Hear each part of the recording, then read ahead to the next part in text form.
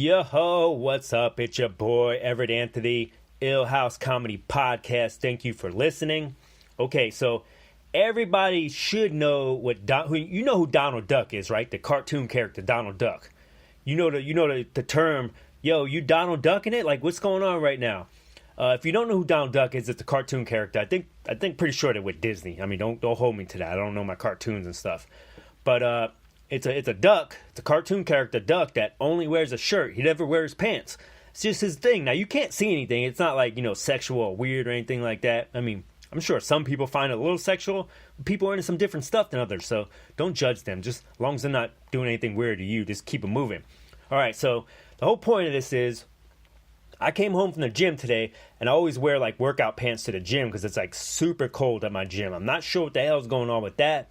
I don't know if it's good or bad for it to be cold when you're working out. I would imagine it's bad because your muscles tighten up and then you could rip something. I could be wrong though. I mean, don't quote me. I would imagine hot muscles stretch better, but I'm not, I'm a meat cutter, so all I know how is to cut the meat in half. I don't know how to really make it that much bigger. If you see me, I'm working out all the time. I'm really not getting that damn big. I'm pretty much wasting my time at the gym, but I ain't got nothing else to do. I mean, it's either go on Twitter or work out, so I do both actually. When I'm at the gym, I'm constantly on Twitter. In between sets, that's all I do.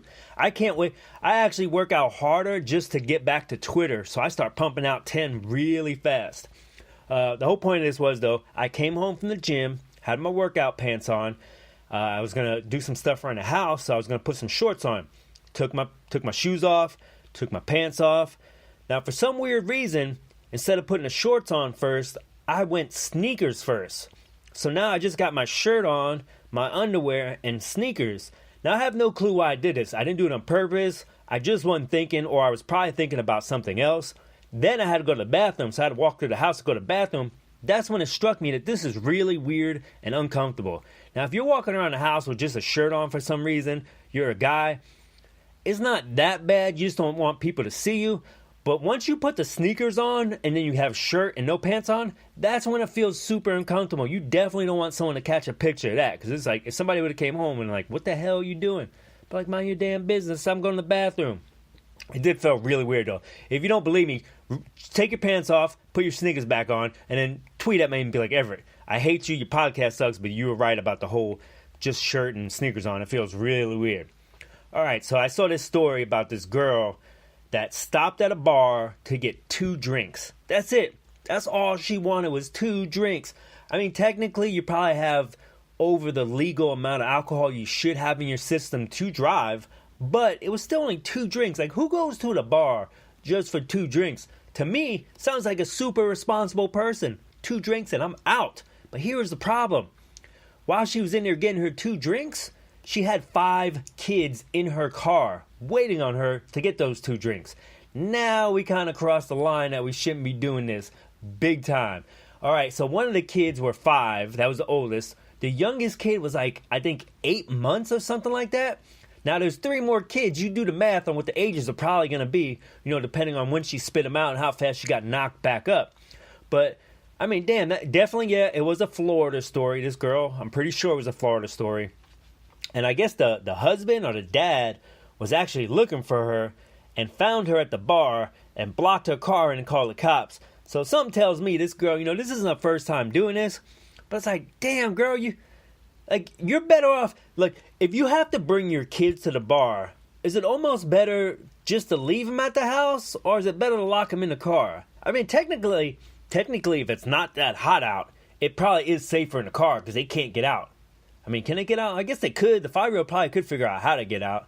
But if you put, like, all the child locks on, I'm not sure if the front doors have child locks. I think it might be safer in a car if it's not hot than to leave your kids at home because they can get into all types of messes. They can stick a fork in a damn, electrical socket. They can burn the house down with the oven. I mean, technically, like, if you're a bad person, she's kind of was doing the better thing than what she should have did. I mean, I don't know. I don't even know why I'm defending her right now. This doesn't make any sense. 5 damn kids. 5 kids. That's why she couldn't get a babysitter, because you got 5 kids. And should you even be at the bar? If you really think about it, you already have 5 kids. Look, just stay home and be single. Put the D down, lady. You got 5 damn kids. Who's paying for those kids? Are you paying for those kids? I need to find out, because if I'm paying for those kids, then you need to stop going to the bar and just stop by my house real quick. And, I just, yeah. I'm going to keep moving on that one. All right, so there was another story about this boxer. I think it was a heavyweight boxer. Don't know the name, but anyways, doesn't really matter. I'm not sure if he won or lost the fight. In the picture, he was getting interviewed, and he still had like a cut over his eye that was bleeding in the interview. But the main thing about this story is, I guess at some point during the interview, there was a girl interviewing him, which she looked pretty hot from the picture. At some point, he decided, I'm going to kiss this girl. And he actually grabbed her like by the back of the neck and just straight up gave her a big ass kiss. Now, she did not want him to kiss her at all. It's turned into a big ass news story. I guess the dude actually got suspended for this. Now, I know the climate we live in right now, you definitely can't, like, that was wrong. You can't just be kissing somebody that doesn't want you to kiss them. You're just doing an interview. You got to know where you're at. But you got to also give this guy a pass. He was just in a fight. I mean, maybe he's got a concussion. Maybe something's going on in his head. Maybe something's loose. Something ain't right. You can't suspend that guy. Maybe not have a hot-ass girl interview him after he just got done doing, like, the most manliest thing you could do is whoop another guy's ass. Like, he's in caveman mode right now. She's lucky he didn't grab her by her hair and drag her back to the dressing room. Now, I don't condone that. I'm just saying. The dude's a gladiator. You gotta expect him. If you expect him to go into a ring and whoop somebody's ass for money, you gotta expect him to start kissing girls when he really shouldn't be kissing girls.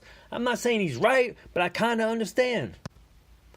Alright, so they got the Ultra Music Festival going on, 2019. I just saw some pictures of it. I've never actually been to like a big crazy ass festival with like music going.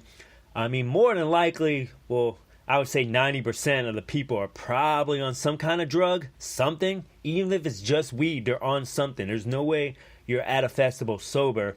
It made me think too, man, if you're going to a festival, even if you don't do drugs, guess what? You're probably going to want to try some kind of drug, or you're just going to be flipping. Like, you're not going to want to be around 90% of the people on drugs. Are you going to be around these people and be able to talk to them and have a conversation? You're not going to relate to what's going on. They're on a whole nother level. So you almost have to do some kind of drugs. Then I think about it, well, let's say I do some drugs because I'm at a festival and that's what everybody's doing. Yeah, but sometimes, from what I'm hearing, you do drugs, you start feeling really weird and paranoid and uncomfortable. Now you're surrounded by a million other people that feel the same damn way. I'm not really sure how. I don't know. I don't know if I'd want to go to a festival or not. Probably not. I don't like being around too many people. I hate going to Walmart, so I can imagine going to like a music festival and everyone's just acting super weird. They got like Vicks and they're like rubbing Vicks on like guy on guy rubbing Vicks, and they're not even switch teams. Like, they like girls, but it's just like, man, Molly's making me feel good. Hey, you rub my back, I'll rub your back. No homo. I don't know. I think I'm going to pass on a music festival, especially after I watched that Fire music festival with Ja Rule on Netflix. Yo, that shit was crazy. They done scammed everybody's ass. Yeah, I just thought about something. When I was like, I think I was like 23. I lived out on the island like 2 blocks from the beach. Like, you could literally walk to the beach. We lived in a duplex. It was on stilts. It wasn't the biggest place in the world, but it was cool. It was clean. It was me and my roommate. And we used to party. We used to party hard. I mean, we used to get, every damn night we pretty much got drunk. I started dating this girl, right? And I came home one night, pull up to my house, and there's like, 10 cars outside of my house. And that's not a big deal because that normally goes on. There's always people over. Me and my roommate, we kind of hang out with the same people. So we always had, friends over partying. And I came up the stairs, opened up the door, right? You open up the door. And there was just sneakers everywhere, like towards the front door. Just sneakers. I mean, there must have been like 15 pairs of sneakers in the front door. Because believe it or not, even though we were young and we got drunk all the damn time, we still made people take their shoes off before they walked in the house because we didn't want our rugs all damn dirty. All right, so we walk in. First thing I see is all those sneakers. And I'm like, oh boy. Then the lights are off. They got all the lights off except for the one light that they replaced the bulb with like a black light bulb. And then there's like I said earlier, there's like a couple dudes rubbing on each other. And they got like this like Vic stuff and they're like blowing in each other's face. And I'm like, what the hell is going on right here? Now I know these dudes. I I don't think they switch hit. I'm not sure what the hell's going on. Turns out everybody was on Molly. Me and my girl just kind of like, it was kind of like we were walking through The Walking Dead, like the walkers. Like we just kind of like pushed our way through, got to my room, locked the door, and just waited for everybody to get the hell out of our damn house. All right, still on this music thing over here. I think Drake was over in another country, and he played like a big ass arena, big old concert he had. After the concert, I don't know if he said it or a club. It was a small club, like a dance club, but like really small, like your neighborhood club. Said that Drake's gonna stop in and perform in the studio or in the club, and nobody believed it. Everyone was like, yeah, okay, whatever. Turns out he did show up after the big concert. He showed up to this little place, and he actually performed a few songs. Man, how badass would that be if you're just chilling, at like one of your normal bars that you go to have like some concerts, but they're having like local bands that do covers for other things. This is small stuff, nothing big. And Drake shows up and they probably didn't have to pay to get in that place. They're just chilling, drinking the damn, whatever specials they got going on in there. And then Drake shows up on stage. People must have been flipping out. It made me think, like, why, if you're famous like that, why wouldn't you do that every once in a while? Why wouldn't you just stop in a random place, kind of small, just for your fans? Like, you're going to get mad play online, too, if you're doing stuff like that. You're going to always be in the news. To me, it seems like a really good mood, especially if you're done with your concert, you want to relax a little bit. Yeah, I could do a few more songs, get a few drinks, rub elbows with the common people. I think it's a pretty boss-ass move. All right, so I seen this thing online. It said, it was a hand, and it said, I was born without my little finger. I think it was her right hand or left hand. I'm not sure. I mean, there's only two options, right? And they had the hand laid out, and she didn't have her little finger like she stated. Now it didn't really look that bad, okay? The thing that caught me was in there it said born without my little finger. Who the hell says little finger? I mean, unless we're in Game of Thrones, I'm pretty sure it's called the pinky, and that's what everybody calls it, the pinky. Now, from the picture I said it didn't look bad. And I'm not sure if we really need the pinky? What does the pinky even do? Does the pinky really do much? Whenever we're holding something, what's the pinky doing? Pinky's always, when you got like 5 people lifting something that's really heavy, there's always that one person that's really not lifting at all. The other 4 people are always doing the same, more work. That's pretty much what the pinky is doing. I don't understand why we have a pinky. I think it's like a waste of, fellas, let me ask you a question.